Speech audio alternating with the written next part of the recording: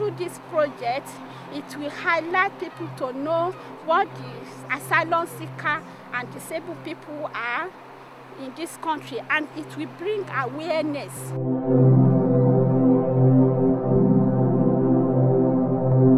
I just hope it makes people realise the problems that people in wheelchairs and disabilities have getting in and out of London and around it. All the work we have done towards this memorial all has a meaning for people like us, people with learning problems, and it'll become a brilliant piece of work for the public and everybody in the park. We actually enjoy participating as a group, with other groups, with other individuals. We felt solidarity because we felt included. Powerful and moving stories from people across the UK are being heard as a result of this project. The murals are intended to be an attractive, thought-provoking contribution to the local area. They're also a means for some of the most frequently ignored members of society to physically claim a space in their local community. The project focused on Bristol, Frome, Norwich and London and worked with very distinct groups of people. In Norwich they were disabled parents, ex-service people, isolated service users and lesbian, gay, bisexual and transgender groups. In London the project worked with disabled residents of a housing association. In Frome it was a group of people with learning difficulties. And in Bristol the group was made up of disabled refugees and asylum seekers. In 2004, I was trafficked from Nigeria to UK. I was kept as a prisoner for 3 years and forced to work as a prostitute and in other forced labor. It was a terrible time and left me disabled with serious mental health problems, nightmares, panicking attacks, severe depression, fear, and anxiety, and not sleeping. I would like to spread awareness among people to tell them what a disabled asylum seeker goes through. It's two in one basically. One, being an asylum seeker is a major stress and difficulty, and on top of that being disabled. So as a disabled person, I face double difficulties, double the problems than asylum seekers. The message is all about, when you look at the first picture, it shows you about people on residential holidays, what they really enjoy about it, and what they really enjoy the most is like spending time by the sea. The second picture is the barriers, which tells you all about the things that stand in our way. The main barriers for Sammy is a toilet, as she's hoist only. Having a toilet to allow her to go out for longer during the day. Otherwise they have to plan her intake of fluids so that it's not too much, so that she can hang on until she gets home. I've seen, I don't know how many people were here, let's say 30 disabled people. I've seen two or three of them in 25 years in Frome. They're all somewhere. Now, why haven't I seen them around the place? I mean, because I'm quite often in the town, I'm often in the park, you know. Now, so that may be because there isn't a toilet, so some of them can't go out because they can't. I now declare this mural open on behalf of all the disabled people in London and everywhere.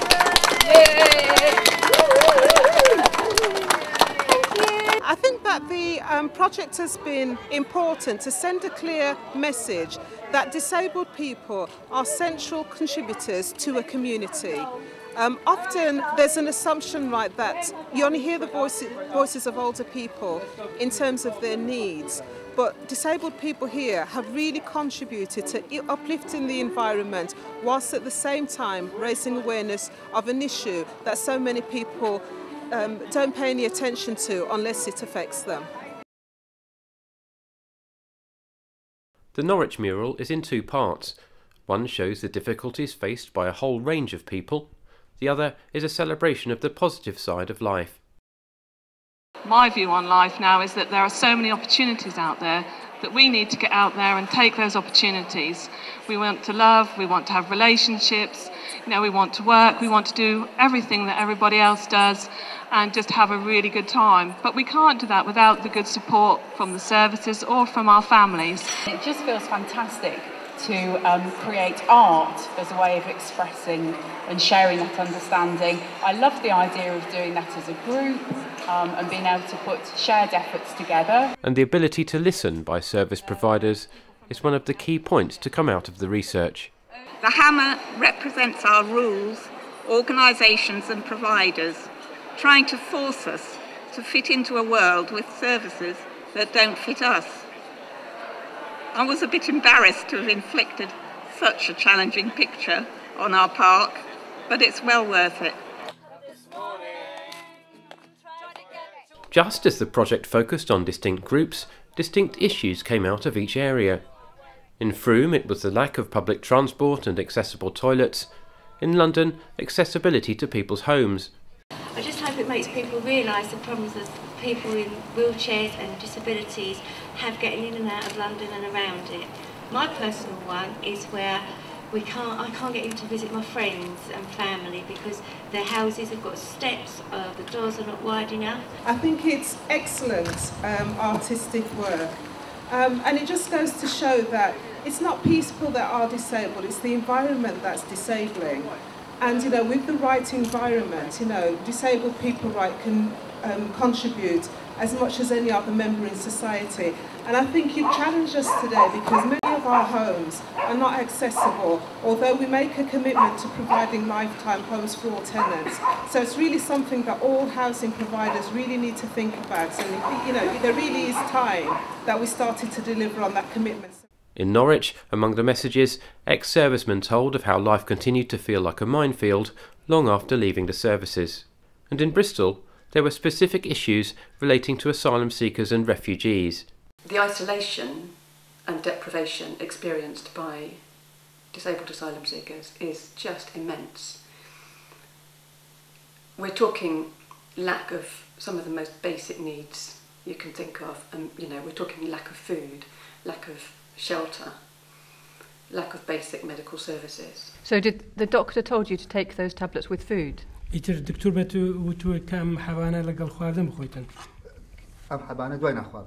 Yes, after food. But you don't have the food? No, I don't have a food, no. Since yesterday I haven't had anything to eat. And in addition to those very basic needs, there's a continual extreme fear. So on the Bristol mural you can see the picture of Mary who's jumping out of a house. Or one person who was involved in the Bristol mural, he said, to quote him, he said, "You know how much I'm scared of police. If you tell me cut my fingers off, not eat for a year, then I cannot go to police station ever again. I would do it. That's how scared I am."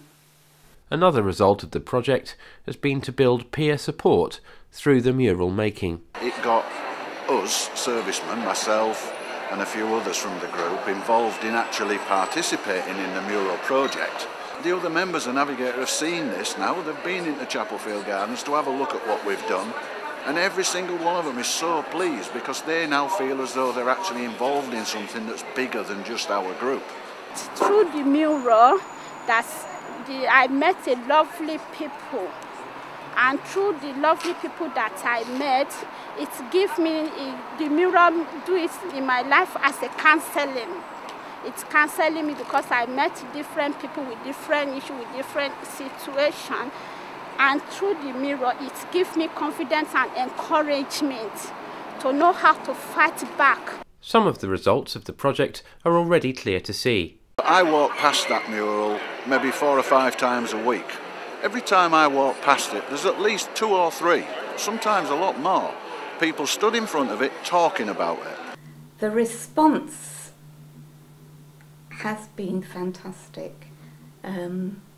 Norfolk County Council have been working with us to get people to respond to us as individuals, make the services respond to us as individuals, which is only what everyone wants to do, but it's just so difficult to make the system work like that.